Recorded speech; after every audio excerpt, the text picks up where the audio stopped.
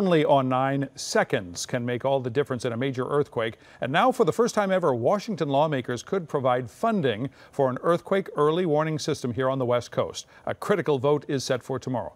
KCAL 9's Serene Branson is live tonight at the California Institute of Technology in Pasadena with the story you'll see only on 9. Serene? And Kent, seismologists here at Caltech are already working with an early and limited earthquake warning system. But if this bill passes in D.C. tomorrow, it could mean you'd be getting an alert on your cell phone, like those Amber Alert warnings. But this one would tell you an earthquake is headed your way. We are behind the curve, and that's a dangerous thing, particularly when we are very much at risk of the big one. That's why Congressman Adam Schiff of Burbank has pushed to secure $5 million in federal funding for an early earthquake warning system, giving people a few seconds to a minute's notice, depending on how far you are from the epicenter. That's time for people to shut down a train they're operating. It's time for people to stop surgery if they're in the middle of surgery, and can save lives, and it can save millions or billions in infrastructure costs as well. Very strong shaking expected in 3 seconds.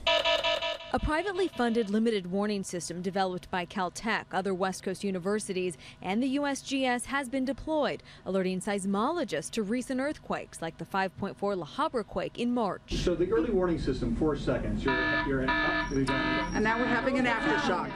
Hall Daly is the director of government relations at Caltech. It signals to not just the people of California, but the state of California government that the federal government is actually committed to this. He says the funding would allow seismologists to begin purchasing and installing additional sensors up and down the West Coast to the 400 already in place in Southern California, hire new staff, and link technology. It's really critical to the California economy as well as to the well-being of the citizens here. California, Oregon, and Washington account for 71% of the nation's quakes. This would tell residents not just an earthquake was coming, but how strong. Cell phone, television, radio, those are all the techniques that are currently used in Japan and Mexico, for example, where they do have an early earthquake warning system. A system in Mexico gave an alert up to a minute before a 7.2 quake in April, depending on how far people were from the epicenter.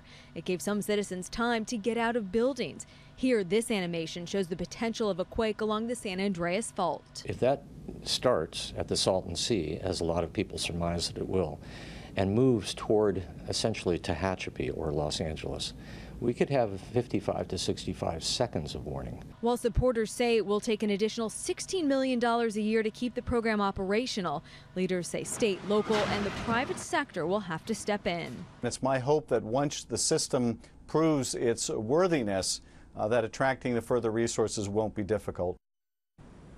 And the vote will take place tomorrow morning. It is expected to pass. Congressman Schiff tells me if it does get the green light, which he expects it will, it could still take a year, maybe 2, for the system to be up and running. Reporting live tonight from Pasadena, Serene Branson, KCAL 9 News. Kent, back to you.